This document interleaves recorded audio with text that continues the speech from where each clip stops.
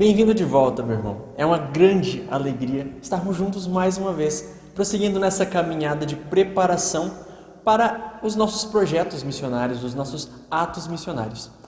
No nosso encontro anterior, nós falávamos sobre a essência desse chamado missionário, de fato, o que nós estamos sendo convocados a viver. Hoje nós vamos, num passo adiante, entender que os atos missionários são uma mera consequência da minha vida como missionário, de fato. O querigma não pode ser pregado se ele não for vivido. A vida missionária é que gera atos de missão. Eu espero que você esteja de coração aberto para que, nesse momento, nós possamos juntos adentrar àquilo que o Senhor nos espera. Em nome do Pai, e do Filho e do Espírito Santo. Amém. Ave Maria, cheia de graça, o Senhor é convosco. Bendita sois vós entre as mulheres, e bendito é o fruto do vosso ventre, Jesus. Santa Maria, Mãe de Deus, rogai por nós, pecadores, agora e na hora de nossa morte. Amém. Sem mais delongas, vamos ao conteúdo. Meu irmão, minha irmã, que alegria darmos firmes passos em direção a esse momento tão rico que é a evangelização, que é essa proposta de evangelização. Que por intercessão de Santa Teresinha do Menino Jesus, padroeira das missões, nós estejamos sempre de coração aberto e que o Senhor derrame sobre nós o Espírito Santo que nos dá força e que nos leva a testemunhar a alegria de sermos de Deus, independente da condição e da situação.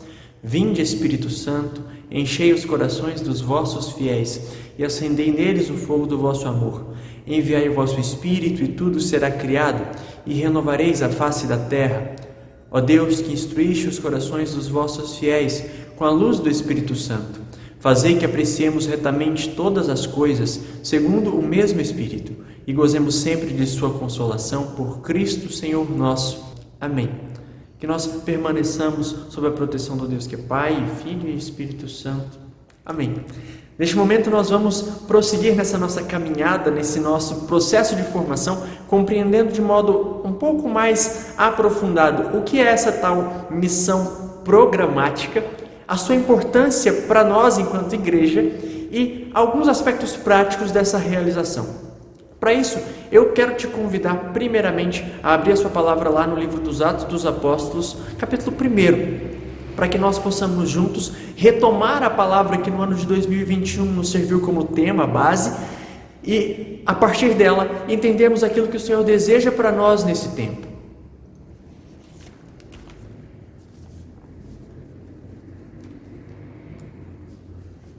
No versículo 8 do capítulo 1, mas descerá sobre vós o Espírito Santo e vos dará força, e sereis minhas testemunhas em Jerusalém, em toda a Judeia e Samaria, e até os confins do mundo. Palavra do Senhor, graças a Deus. Aqui Jesus concretiza o envio que ele iniciou lá no finalzinho do Evangelho segundo São Marcos, quando ele diz que é necessário que nós todos fôssemos aos confins da terra e anunciássemos o Evangelho a toda criatura. O próprio Jesus nos deixa não só essa proposta, mas esse chamado. É daí que nós entendemos o sentido da palavra missão. A missão é um envio, a missão é uma tarefa que precisa ser desempenhada, não é um ato, não é um momento que está no meu calendário, é um estado de atenção e obediência. Se eu saio em missão, eu saio para obedecer à vontade daquele que me envia. E é justamente por isso que nós precisamos nos atentar a esse chamado. Mais do que isso, nós precisamos viver esse estado. Porque se nós queremos em algum momento encontrar o Senhor na eternidade, é preciso fazer jus a isso já nessa vida e obedecê-lo para que essa proposta de santidade seja concreta, seja real, seja verdadeira em nossas vidas. Não por acaso, nesse ano, toda a renovação carismática católica no Brasil está vivendo a proposta de propagar a identidade, propagar a sua identidade, propagar a experiência do batismo no Espírito Santo, propagar a sua vivência da palavra e do louvor, propagar a experiência dos carismas, propagar a graça que é vivermos em comunidade nos grupos de oração e no seio da igreja estarmos em comunhão com aquilo que o próprio Jesus nos deixou. Essa é a nossa tarefa, belíssima e árdua tarefa, belíssima e prazerosa tarefa, que cabe a cada um de nós, não como membros de grupos de oração somente, mas cada um de nós individualmente. Para que nós possamos entender o que vem a ser a missão enquanto um ato, é preciso que eu compreenda que a missão, ato, é nada mais que um transbordar da minha vivência pessoal desse amor e desse ardor. Eu só consigo me colocar em missão se, de alguma forma, o amor do Senhor já está enraizado no meu coração, de modo a me fazer querer que esse amor chegue a mais e mais corações. Seria uma grande hipocrisia da nossa parte anunciar sem que isso fosse para nós uma realidade vivida. O Papa Emérito Bento XVI, de modo muito claro e muito acertado, nos apresenta que o ardor missionário é um sinal claro da maturidade de uma comunidade cristã, de um movimento. Se eu, no seio da igreja, amadureço, eu naturalmente alcanço o ardor missionário, alcanço esse desejo de evangelizar e de levar o amor do Senhor a mais e mais corações, independente de onde eu esteja, de como eu esteja, de quais sejam as minhas condições, de qual seja o meu estado de vida. Aprofundando, e num passo seguinte, o Papa Francisco, ao se dirigir aos bispos da Comissão Latino-Americana, no ano de 2013, nos deixou esses dois termos que nós tanto ouvimos nesse caminho formativo e vamos continuar ouvindo: a missão como um paradigma e a missão como um programa. Ao se referir ao chamado missionário, ele nos revela que a missão está projetada em duas dimensões: programática e paradigmática. A missão programática, como o próprio nome indica, consiste na realização de atos de índole, de característica missionária. Por sua vez, a missão paradigmática implica colocar em modo missionário, em chave missionária, a atividade habitual das igrejas particulares. O que derruba as estruturas caducas, o que leva a mudar os corações dos cristãos é justamente a missionariedade. Percebam que o Papa não estabelece um momento específico para que a missão aconteça. Ele não diz em nenhum momento que o nosso chamado missionário tem data e hora marcada. Ele diz que se eu quero romper com as estruturas caducas de uma, entre aspas, igreja que não se move, aos olhos dos outros, claramente, é preciso que eu ative de modo constante o meu ser missionário. É preciso que a igreja, em cada espaço, ative o seu modo missionário.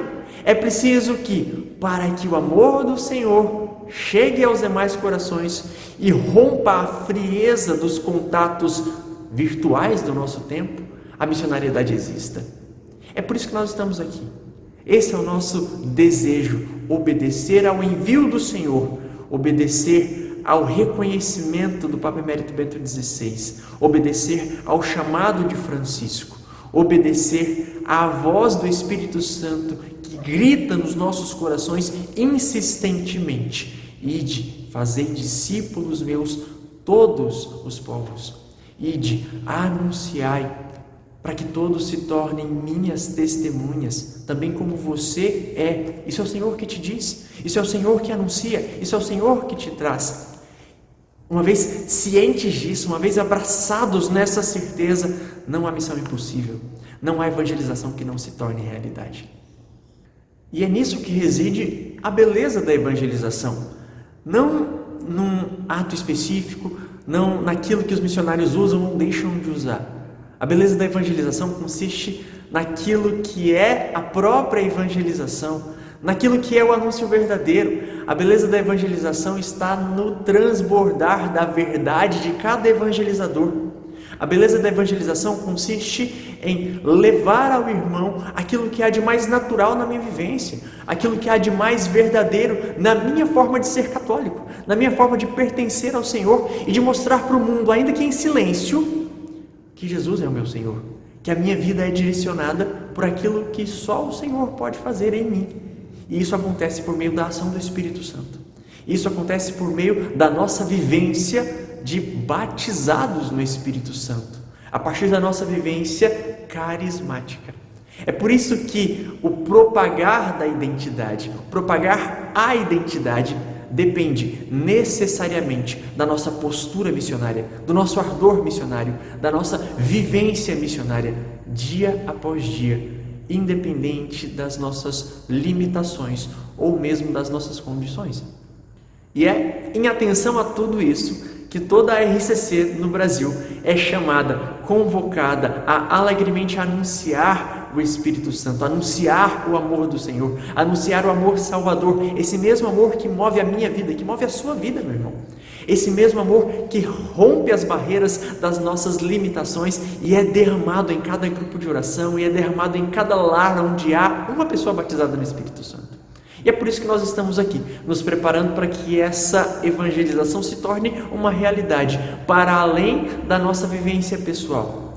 Isso porque está no cerne da nossa vivência enquanto igreja, esse desejo de transformação das nossas realidades locais. E isso quem diz não é o Heitor, isso quem diz não é o Vinícius, nosso presidente atual, não é um ou outro coordenador, uma pessoa ou outra, mas o documento de Malines, um compilado de um grande estudo teológico a respeito da RCC, que num dado momento vai estabelecer que a renovação está aberta ao que o Senhor espera dela e por isso abre-se às necessidades sempre cambiantes da igreja e do mundo. Qualquer que seja sua forma externa, ela tem como objetivo último a proclamação de que Jesus é o Senhor pelo poder do Espírito para a glória do Pai. O que o documento nos diz, esse profundo e rico estudo teológico a respeito da RCC nos diz, é que no centro da identidade da RCC está o desejo de atender ao clamor da igreja e, mais do que isso, de levar o amor do Senhor a todos os espaços, de anunciar o amor do Senhor por meio da ação do Espírito Santo. E para que nós possamos viver bem esse chamado, viver bem essa proposta, é preciso, como bons cristãos, como bons católicos, um caminho organizado e atento àquilo que historicamente tem sido frutuoso nessa nossa caminhada. Para que a nossa evangelização aconteça de modo frutuoso, é preciso que nós estejamos primeiramente atentos à vontade do Senhor. Na preparação da nossa evangelização, antes dos atos evangelizadores, é indispensável que haja a escuta ao Senhor.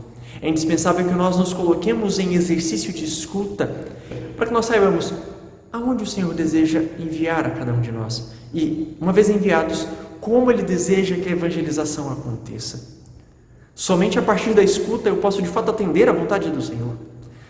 Uma vez realizado o processo de escuta, uma vez que nós nos colocamos em condição de acolher a vontade do Senhor, sabendo que vontade é essa, eu me dirijo ao campo de missão ao qual o Senhor deseja visitar e realizo ali um reconhecimento, uma verdadeira visita exploratória. Levanto ali as necessidades daquele local. Ali tem uma paróquia, tem uma capela, será que tem grupo de oração ali perto? Não tem? Se não tem, será que é possível iniciar um grupo de oração a partir dessa experiência de missão?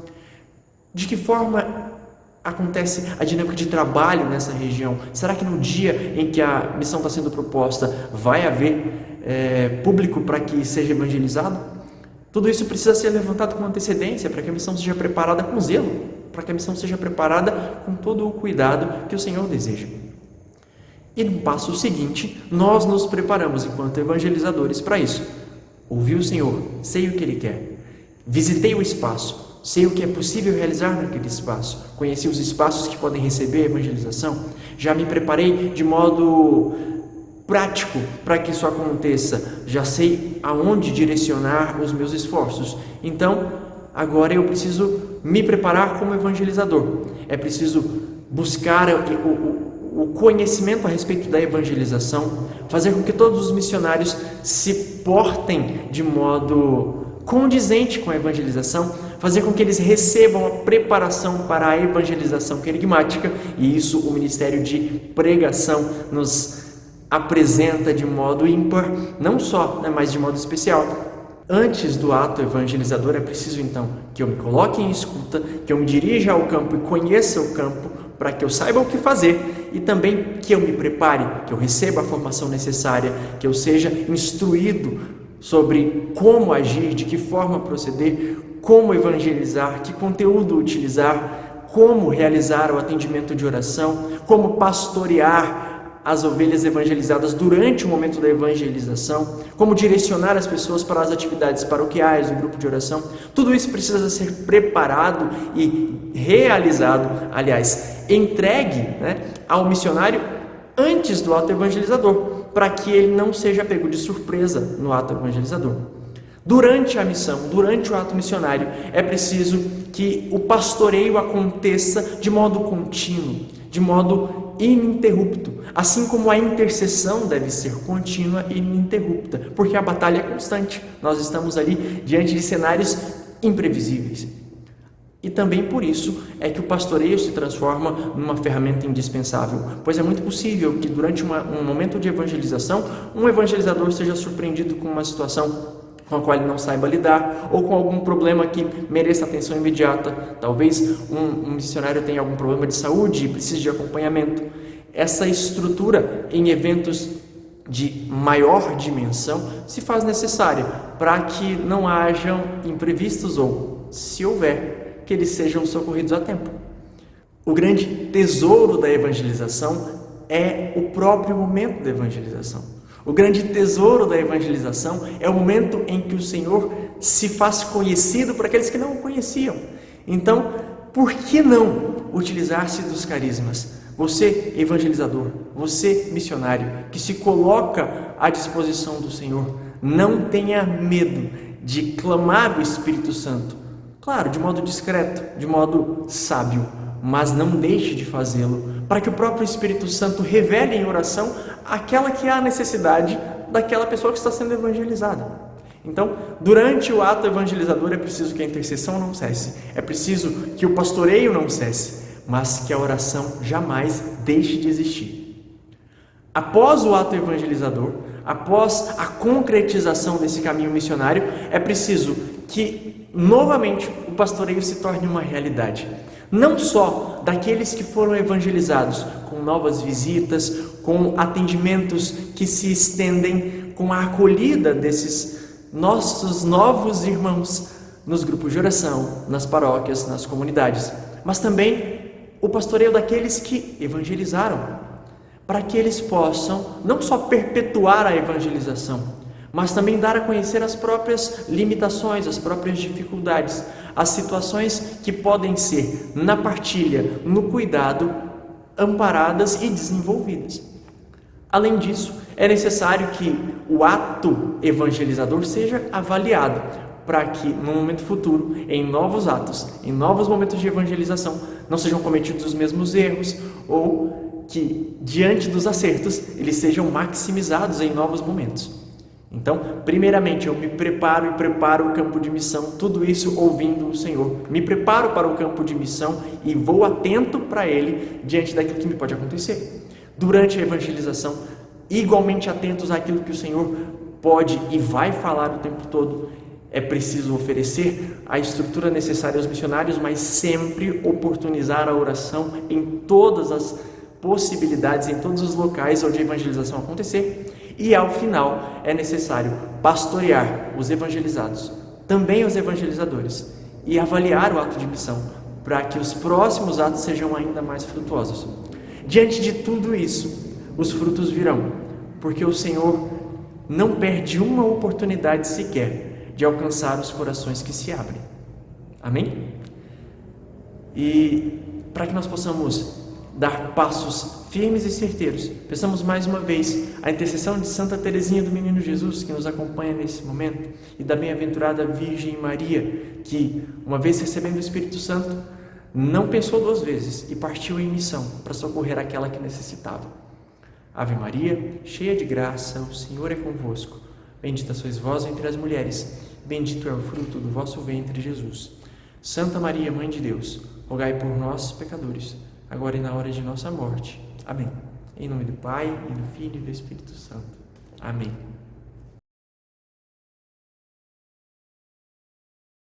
Olá, querido irmão, querida irmã, Paz Jesus. Quero te acolher, eu sou o Marcos, estou coordenador estadual do Ministério de Pregação da Renovação Carismática. É com muita alegria que eu venho fazer parte, junto com você, dessa semana de formação para as missões, onde Deus nos convoca a nos formar para servir melhor nessa grande frente missionária para propagar a identidade da RCC para que o mundo seja batizado pelo Espírito Santo. Irmãos, nessa noite nós vamos partilhar, nesse momento, na verdade, nós vamos partilhar sobre algo muito importante dentro dessas formações para as missões. O tema, o assunto a ser tratado nesse momento é sobre a vida missionária que gera atos de missão. A vida missionária que gera atos de missão. Primeiro ponto que nós temos que entender nessa partilha é que não é um ato de missão que me faz ter uma vida missionária. É uma vida missionária que gera pequenos, médios ou grandes atos de missão. E diante disso, um primeiro ponto que salta aos nossos olhos nessa semana de formação, nesse tema, que é a vida missionária que gera atos de missão, é que nós precisamos estar em um estado de vida permanente de missão. Isso significa que o campo de missão é aonde eu estou plantado com os meus pés, onde a planta dos meus pés estão tocando.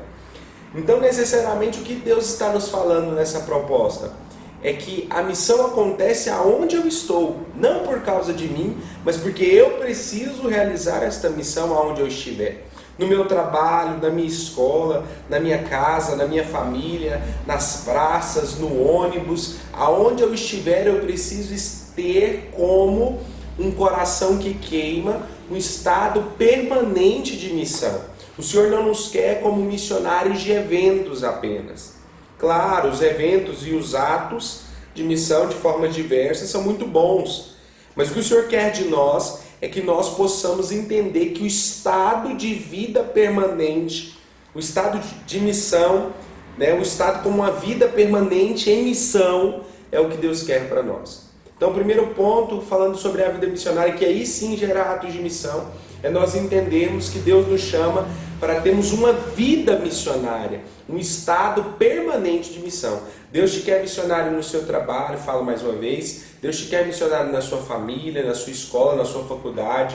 Deus te quer missionário onde os seus pés estiverem plantados, ali Deus te quer fazer missão.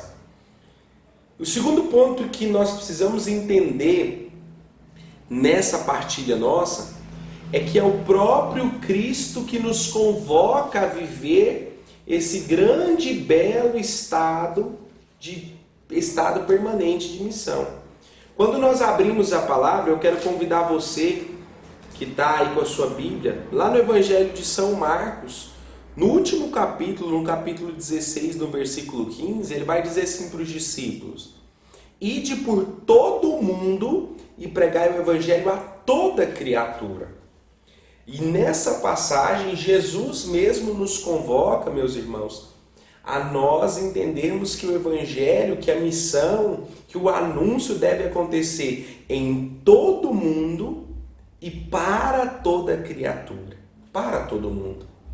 Isso significa que a evangelização, a missão, o chamado, vai muito além de dias e locais específicos para que eu me torne missionário.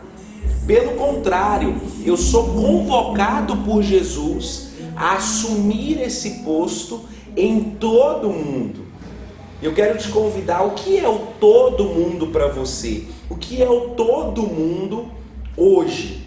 Onde que é o mundo que Deus quer te levar a anunciar e a ser missionário? Muito além, irmãos, afirmo mais uma vez, do que atos isolados de missão, eventos missionários, estes que têm a sua importância. O Senhor quer de nós um estado permanente de missão para cumprir o chamado que o próprio Cristo faz a nós na Sagrada Escritura. Ide por todo mundo. O que o Senhor quer estar dizendo para nós? Ide, irmãos, ide para o seu trabalho e evangelize toda criatura. Ide para a sua faculdade e evangelize toda criatura. Ide para a sua família e evangelize toda criatura que lá tem. Ide. O Senhor está falando para nós, para que nós possamos ter um estado permanente de missão. E nós, como missionários, diante dessa grande frente de evangelização, que acontecerá como grande ferramenta propagadora da identidade carismática, nós carismáticos precisamos entender que além dessas frentes nós precisamos continuar isso depois, eu diria até antecipar isso, não esperar a frente de evangelização. Claro que na frente de evangelização, que é um ato de missão, agora a gente vai chegar lá, que é um ato de missão, mas antes dessa frente acontecer, nós somos chamados a evangelizar onde nós estivermos. Além das camisetas padronizadas, dos kits, dos grandes eventos, o Senhor quer que nós evangelizemos como Ele nos convida a evangelizar. Se nós olharmos neste Evangelho, na Palavra de Deus como um todo, especialmente no Evangelho, que é onde Cristo atua fisicamente na terra, nós vamos observar que as maiores pregações que Cristo fez foi de fato evangelizando com uma vida missionária, no 1 a 1, no tete a tete. As maiores pregações de Cristo foi feito, eu tenho um padre amigo meu que falou isso para mim esses dias, as maiores pregações de Cristo foram feitas de forma informal, longe dos grandes eventos, dos grandes aerópagos, das grandes sinagogas. O diálogo da Samaritana foi feito numa conversa entre ela e Jesus. Tantas outras pregações, o convite dos apóstolos não foi feito em grandes eventos, foi no 1 a 1, no pessoal, através de uma vida missionária que Cristo, como Filho de Deus e como um grande missionário que foi, nos ensina a ter. Irmãos, Deus nos quer sendo missionários muito além dos eventos. Deus nos quer, sim, nos eventos, nas grandes frentes, mas Deus nos quer como uma vida missionária. Então quero convocar você em nome de Jesus. Antes mesmo dessa frente acontecer, faça missão no seu trabalho. Antes mesmo dessa frente acontecer, faça missão na sua faculdade.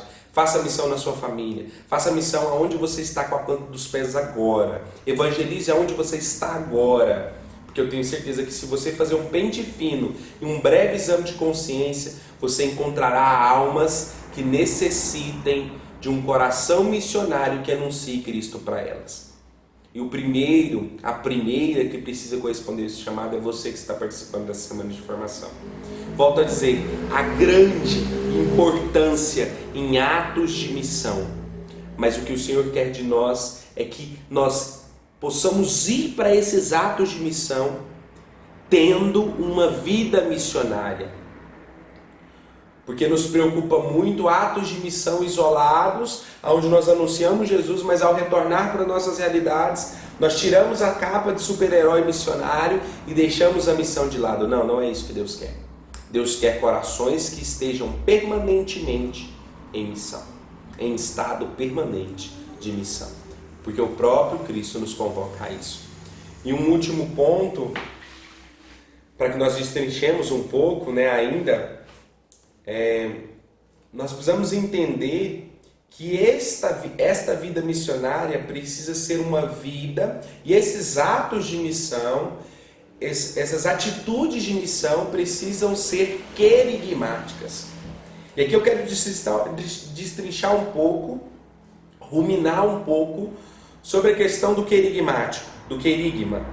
O que de fato significa querigma? Querigma ou querigmático significa centrado em Jesus Cristo. quando nós entendemos que o Senhor nos convida a uma vida missionária, eu preciso entender que o Senhor me convida a ter uma vida cristocêntrica. Irmãos, não há como ter uma vida missionária, escute bem isso, não há como ter uma vida missionária se essa vida não é centrada em Cristo Jesus. E aqui fica um grande alerta do Senhor para nós. Nós não podemos sair em missão, e eu digo até, sendo ousado, que a nossa missão não terá frutos se eu não tenho uma vida cristocêntrica. Se a minha missão ela não é querigmática. Quando nós aprofundamos o sentido da palavra querigma, nós temos que entender que querigma significa centrado em Jesus Cristo. E aí nós que servimos através da renovação carismática e já vivenciamos talvez outros atos de missão, vamos lembrar lá os temas do querigma, né? O amor de Deus, o pecado, a salvação, a fé e a conversão, o senhorio de Jesus, o batismo no Espírito Santo, a vida em comunidade. Irmãos, nós precisamos entender que o querigma, através desses temas, não tem nada outra função, em outra função que tenha, a não ser nos fazer ser mais cristocêntricos. Atos de missão precisam ser cristocêntricos. A nossa vida missionária precisa ser cristocêntrica. Essas frentes de evangelização precisam de missionários que tenham vidas cristocêntricas. E é por isso que essa semana de formação para essas missões acontece agora em abril. Um bom tempo antes, não digo tanto tempo assim, mas um tempo antes, para que talvez a nossa vida não esteja tão centrada assim em Cristo, nós possamos decidir hoje, através da publicação desse vídeo, através dessa semana de formação, que possamos sair dessa semana de formação hoje com a vida mais centrada em Cristo Jesus. E aqui, meus irmãos, eu quero convocá-los a pedir para Jesus estar no centro da nossa vida, a pedir para Jesus estar no centro da nossa missão.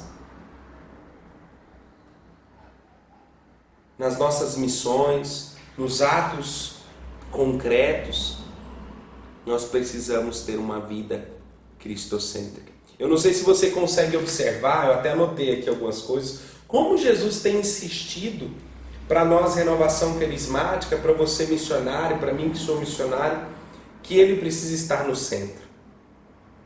Quando nós olhamos até mesmo a palavra norteadora para este ano, né, de Apocalipse, aquele que se assenta no trono e ao Cordeiro, louvor, honra, glória e poder.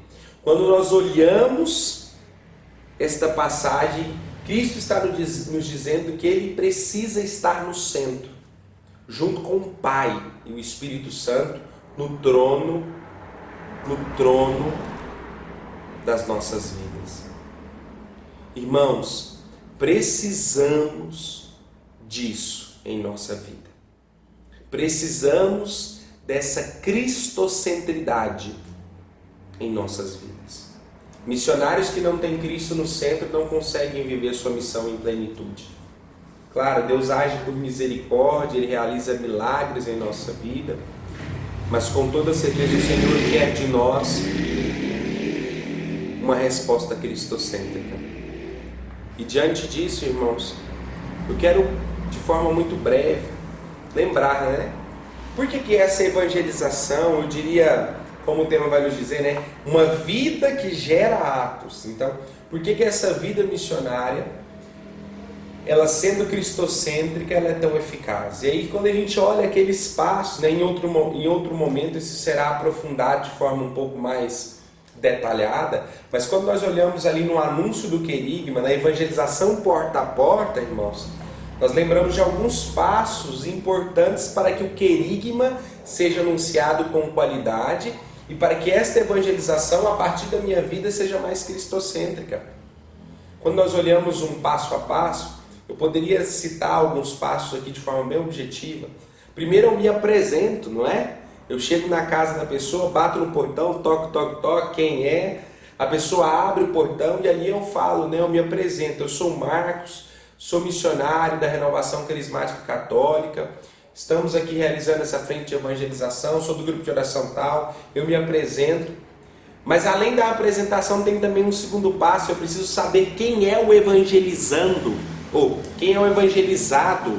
E aí eu pergunto, né, ao evangelizado, como que é o nome do senhor, como que é o nome da senhora, como que é seu nome, como que você chama, e a pessoa vai dizer o nome dela, e ali naquela apresentação, eu me apresentando e também deixando com que a pessoa se apresente, eu vou para um terceiro passo, e que antes talvez esse passo não fosse tão enfocado, né? Não fosse tão focado, que é o passo do diálogo.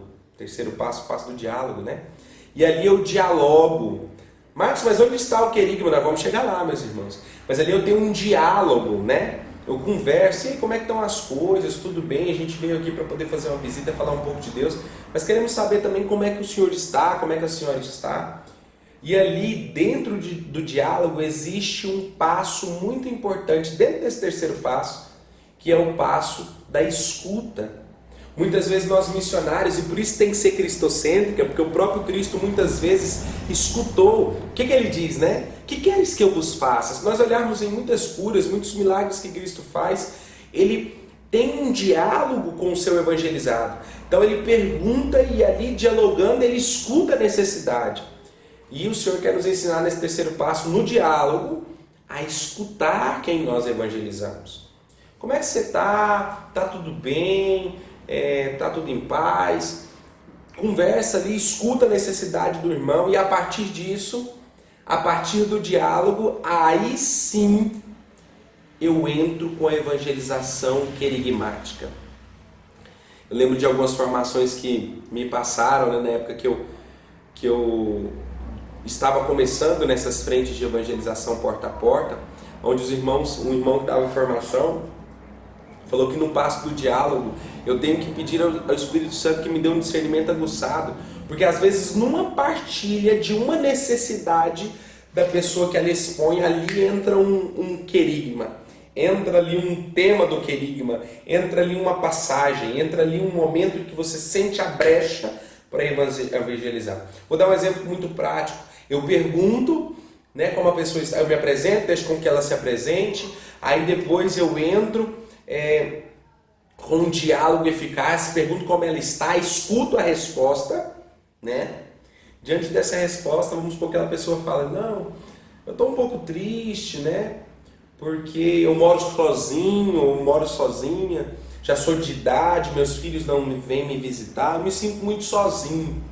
Estou meio solitário esses dias. Vamos supor que na partilha o evangelizado diga que está se sentindo sozinho, ou diz que tem muitos filhos, mas tem muito tempo que não vê eles. Ou seja, aquela pessoa precisa de um anúncio do amor de Deus. Ela precisa de uma companhia de Deus ali. Ela está se sentindo sozinha. O amor de Deus é o primeiro tema do querigma, a gente sabe disso. E ali, a partir daquela deixa, nós entramos, não precisa eu destrinchar, porque Deus te ama, porque Jesus salvou você, te livrou do pecado, e aí Ele é o seu Senhor, e aí nós precisamos ter fé e conversão. Não necessariamente precisa ser esse roteiro engessado da evangelização. A partir de um diálogo e de uma escuta atenta, eu consigo perceber qual a necessidade dentro do querigma que o meu evangelizado precisa. E ali, talvez nesse caso desse senhor que eu dava um exemplo, ele se sentia sozinho. Anuncia o amor de Deus para ele. Vai lá e usa Isaías 49. Pode um filho esquecer, pode uma mãe esquecer do seu filho, né? Ainda que ela te esquecesse, eu nunca te esqueceria. E aí você prega Isaías para aquela pessoa e ali vem com toda certeza o quinto passo.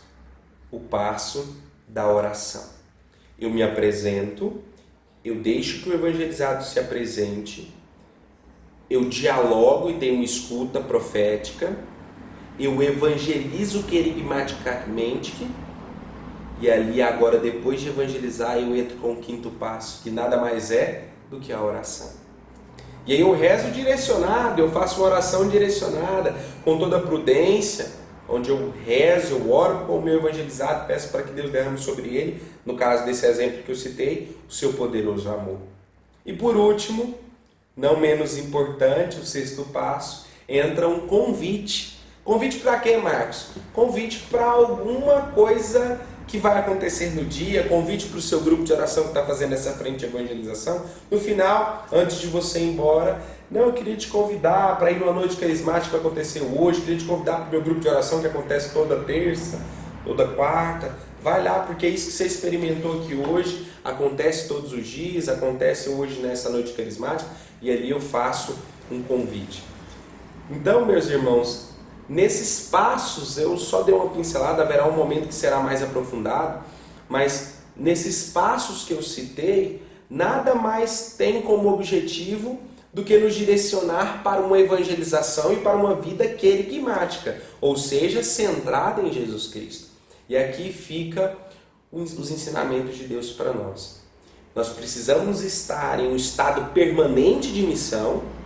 Precisamos entender que o próprio Cristo, através da palavra, em Marcos 16,15, como nós lemos, nos convoca a esse estado de missão e de que essa vida missionária, nesse estado permanente de missão, que gera atos como essa frente de evangelização, precisa ser querigmática.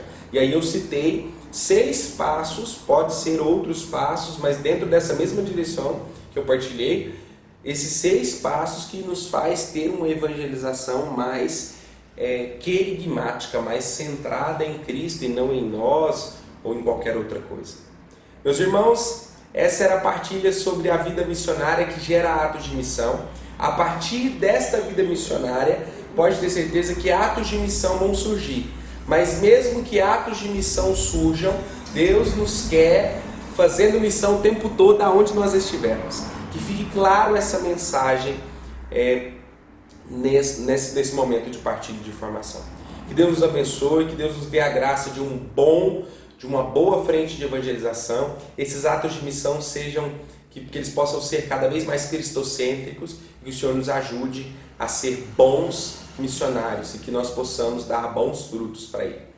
Que Nossa Senhora interceda por nós e que ela, padroeira, das missões, Nossa Senhora das Graças, nos dê também, não como uma mulher que fica do lado das missões, mas uma mulher que foi também muito missionária, que Nossa Senhora das Graças interceda por nós, ela que tanto pregou o Evangelho com a vida e guardou as coisas no teu coração. Ave Maria, cheia de graça, o Senhor é convosco. Bendita sois vós entre as mulheres e bendito é o fruto do vosso ventre, Jesus. Santa Maria, Mãe de Deus, rogai por nós, pecadores, agora e na hora de nossa morte. Amém. Beata Helena Guerra, rogai por nós. Que o mundo seja batizado pelo Espírito Santo. Em nome do Pai, do Filho e do Espírito Santo. Amém. Pois é, hoje nós aprendemos que o querigma precisa ser vivido para que seja pregado. O querigma, essa certeza, esse anúncio imediato de que o amor de Deus é real e presente, só pode trazer efeitos ao mundo se esses efeitos são vividos dentro de cada um de nós. E para que nós possamos, de fato, transformar a missão, não numa série de programas, mas num paradigma, é preciso que o querigma esteja enraizado nos nossos corações, a partir do encontro verdadeiro, real, pessoal com Jesus. Certos de que esse é o nosso desejo, o nosso desafio de hoje não poderia ser diferente. Se o querigma precisa ser vivido para ser pregado, quanto mais pregado, mais vivido. O desafio, bem simples, é o de que nós anunciemos o querigma, mas àqueles que estão mais próximos de nós. Com certeza há na sua família, no seu círculo de amigos mais íntimos, alguém que necessita ser alcançado pelo anúncio imediato do amor de Deus. Faça isso, seja por uma ligação, seja por um encontro direto, em 1 minuto, 2, não importa. Transforme em verdade e em voz aquilo que o amor presente e real do Senhor faz na sua vida. E deixe aqui nos comentários também o seu testemunho. Não se esqueça que aqui também na descrição do vídeo se encontra o link para que você possa acessar o material complementar e adentrar essa experiência formativa de maneira ainda mais intensa. Nós nos encontramos no próximo vídeo e até logo!